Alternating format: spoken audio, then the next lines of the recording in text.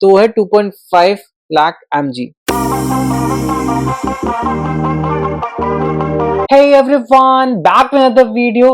आपको मेरे हाथ में फिल्टर देख के पता लग ही गया होगा और आपको थंबनेल देख के दिख ही गया होगा कि मैं आज बात करने वाला हूँ एयर प्योरीफायर के फिल्टर के बारे में। तो ये टॉपिक मैं दोबारा क्यों लाऊं, क्योंकि एक हमारे भाई का कमेंट आया था जिन्होंने हमें कहा था कि आप इन फिल्टर की कैटेगरी बताइए। कैटेगरी मतलब इनका क्या ग्रेड है। तो जैसे देख सकते हैं मेरे सामने है ये मैनुअल जो मिली है एयर प्योरीफायर 4 से। तो भाई ने हमें सजेशन दिया कि आप इस मैनुअल में देख कर एक बार देख लीजिएगा कि इसका ग्रेड क्या है और हमें प्लीज बताइएगा। तो एक बार मैं आपको इसमें दिखा देता हूँ स्पेसिफिकेशन, अगर आपको यहाँ दिख रही हो तो ये आप पॉज करके एक बार देख लीजिएगा। बट इसमें जो फिल्टर के बारे में मैंने गूगल पर भी सर्च किया, मैंने चैट जीपीटी पर भी सर्च किया और इसकी मैनुअल भी चेक करी मैंने, तो कहीं पर भी इसमें ऐसे कोई स्पेसिफाई नहीं है कि ये HEPA filter of 13 category true HEPA filter category को फुलफिल कर रहा है जो हमारे नॉर्म्स होते हैं। But it is highly in performance with regards to H13 true HEPA। तो H13 एक ग्रेड है, सभी को पता ही है। तो जहां पर HEPA आता है वो एक हाई परफॉर्मेंस फिल्टर के बारे में हम बात करते हैं। तो यस, ये जो फिल्टर है ये सब हाई परफॉर्मेंस फिल्टर है। एंड जो यहाँ पे प्यूरिफिकेशन होती है जो नॉर्मली कहते हैं 99.97 फिल्ट्रेशन करते हैं। तो एक बार मैं क्विकली आपको बता देता हूँ, जैसे मेरे एक दो दोस्तों के भी क्वेश्चंस आ रहे थे कि हम कौन सा फिल्टर यूज करें। तो देखिए स्पेसिफिक टू फिल्टर मतलब स्पेसिफिक टू मशीन फिल्टर आते हैं आपके, राइट। तो उसमें आप कुछ फिल्टर चेंज कर नहीं सकते, पर कौन से प्यूरिफायर में जाएं तो उसके बारे में थोड़ा सा और मैं आपको बता देता हूं। तो जैसे मेरे पास है ये आपको दिख रहा है सबसे बड़ा फिल्टर जो लगता है 4 में। यहां पर भी अगर आपको इसको मैं बैक दिखाऊंगा तो यहां पर ये कहता है RFID। तो RFID का ही यहाँ पर मेंशन है और कुछ भी डिटेल्स इस फिल्टर के बारे में नहीं है। पर आपके लिए मैं डिफरेंस लेके आया थोड़ा, मैं एक स्क्रीनशॉट भी डाल दूंगा। तो मैं क्विकली अगर आपको बताऊं जो मेन डिफरेंस है कि आपको कौन सा फिल्टर लेना है कौन सा नहीं लेना है, तो मेरे पास तीनों है। ये 4 है, ये 4 लाइट है एंड देन मेरे पास ये 3 भी है। तो ये तीनों फिल्टर की मैं बात करूं तो तीनों में अगर नीचे भी मेंशन में चेक करूं तो RFID लिखा है और एक में RFID नहीं लिखा है। जो 4 लाइट है हमारा उसके नीचे RFID भी मेंशन नहीं है फिल्टर के नीचे। पर अगर बात करते हैं हम डिफरेंस की, जो मेनली जो डिफरेंस है वो यहां पर होता है क्लीन एयर डिलीवरी रेट, जिसे आप गूगल पे सर्च करेंगे तो मोस्टली CADR के हिसाब से लिखा होगा। तो हम क्या कहते हैं फिल्टर्स के बारे में, क्लीन एयर डिलीवरी रेट के मतलब how quickly it will clean the air. तो उसकी कैपेसिटी देखिए, बड़ी सिंपल सी बात है, जो बड़ा प्योरीफायर होगा वो जल्दी से प्योर करेगा और जो लाइट वर्जन होगा वो स्लोली करेगा। तो डिपेंडिंग ऑन रूम साइज हम डिसाइड करते हैं। तो जैसे इसमें लिखा है 4 में 400 m³ पर आर, सो विच इज 400 मीटर³ पर आर की स्पीड से कर रहा है। देन 4 लाइट है 360 m³ पर आर एंड देन जो हमारा थर्ड एयर प्योरीफायर 3 है उसमें लिखा है 380 m³ पर आर। तो ये हो गई स्पीड की कैपेसिटी। दो आई बिलीव अब 3 तो मिलता ही नहीं है मार्केट में, 4 एंड 4 लाइट है। तो आप इस पे भी डिसाइड कर सकते हैं कि 4 तो देखिए बड़े रूम साइज के लिए हो गया, या फिर आपकी ज्यादा प्योरिटी आपको जल्दी करनी है तो उसके हिसाब से हो गया, छोटे रूम में भी लगाएंगे तो। एंड 4 लाइट हो गया कि अगर आपका छोटा रूम है तो।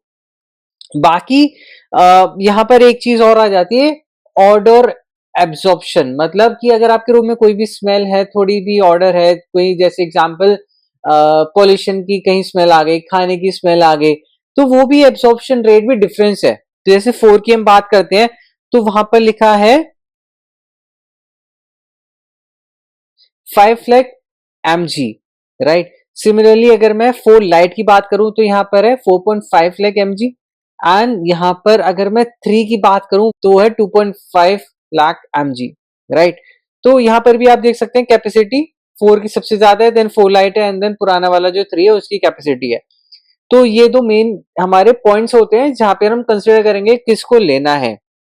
वहीं पर बात करें कि जैसे टेक्नोलॉजी चेंज होती रहती है, टेक्नोलॉजी बूम होती है, तो कहीं ना कहीं कंपनीज अपना कोशिश करती है कुछ नया लेके आए। वैसे ही हमारा जो एयर प्योरीफायर 4 है, वहां पर एक नेगेटिव आयन के बारे में बात की है, जो एक्चुअली में बात करता है कि जो डर्ट पार्टिकल्स होते हैं उन्हें ज्यादा इजीली कैप्चर करता है, capacity of capturing the particles increase हो जाता है।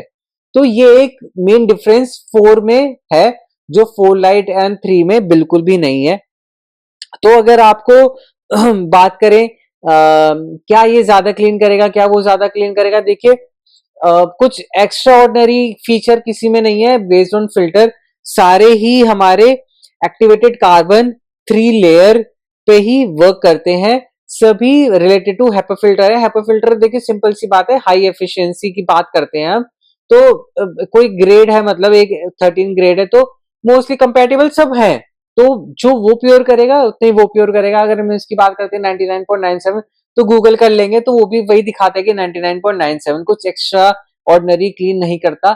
But yes, based on capacity, based on room size, आपको डिसाइड करना पड़ेगा कि आपको कौन सा फिल्टर चाहिए। तो ये था मेन डिफरेंस हमारा फिल्टर्स का। तो आप सोचे कि भाई ये कोई इस कंपेटेबल है, वो उस कंपेटेबल है, ये ग्रेड है, वो ग्रेड है, तो मेरे को नहीं लगा। मैं प्रैक्टिकल यूज कर रहा हूँ, तीनों फिल्टर्स को यूज कर रहा हूँ। हो सकता है कि कभी कभार स्टैंडर्ड लिख देते हैं, कुछ ऐसे कन्वेंशंस लिख देते हैं, तो वो एक तरह से उसका स्टैंडर्ड स्पेसिफिकेशन मैनुअल में भी मेंशन होती। तो जो अगर मैं आपको ऑलरेडी दिखा चुका हूँ स्पेसिफिकेशन में, मैं दोबारा से आपको पूरी शीट दिखा देता हूँ इसमें क्या क्या है। देखिए ये यूजर मैनुअल है। यूजर मैनुअल को ओपन किया मैंने, सबसे पहले वार्निंग है, देन प्रिकॉशन है, उसके बाद हमें दिखता है प्रोडक्ट का ओवरव्यू, कैसे क्या करना है। देन उसके बाद हम देख सकते हैं यहाँ पर इंस्टॉल कैसे करना है, हाउ टू यूज, ठीक है।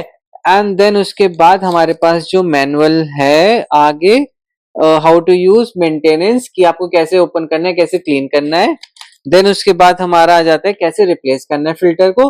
एंड लास्ट पॉइंट आप देख सकते हैं, लास्ट पेज आइए जहां पे स्पेसिफिकेशन लिखी है। यहाँ पर भी कोई ऐसा स्टैंडर्ड नहीं लिखा है कि हेपा फिल्टर है, H13 है, H14 है, कुछ भी ऐसा कुछ स्पेसिफिक हाईली मेंशन नहीं है। बाकी इसमें मैं पॉइंट्स बता देता हूँ। पार्टिकल जो क्लीन करने की हाई एफिशिएंसी लिखी है, उसी को ही हम हेपा फिल्टर कह देते हैं कि उसकी हाई एफिशिएंसी है, स्टैंडर्ड टू क्लीनलेस उस हाई एफिशिएंसी के थ्रू है। तो हो सकता है मेरी नॉलेज में कुछ कमी हो सकता है मैंने कुछ ऊपर नीचे आपको बताया हो, पर बेस्ड ऑन दिस मैनुअल मैंने आपको उतना ही बताया जो मैनुअल में मेंशन था एंड जो मेरे को गूगल पे सर्च करके मिला है। बाकी मैंने जो अपनी practical knowledge in terms of usage से मैंने आपको ये चीज गाइड करी है। तो अगर आपको स्टिल कोई भी क्वेश्चन हो, कोई भी डाउट हो, आप please do add in the comment section. I am very helpful for you कि मैं आपको कोई भी डाउट होगा, मैं वो कैसे ना कैसे आपकी हेल्प करूंगा, चाहे मुझे दिन रात इसको बाहर धूप में चलाना पड़े, बाहर रात में बाहर रख के चलाऊं, पर मैं आपको हेल्प जरूर करूंगा। सो इसी के साथ होप आपको वीडियो पसंद आई होगी। पसंद आई हो तो please do like, comment, share with your friends and subscribe the channel. Thank you.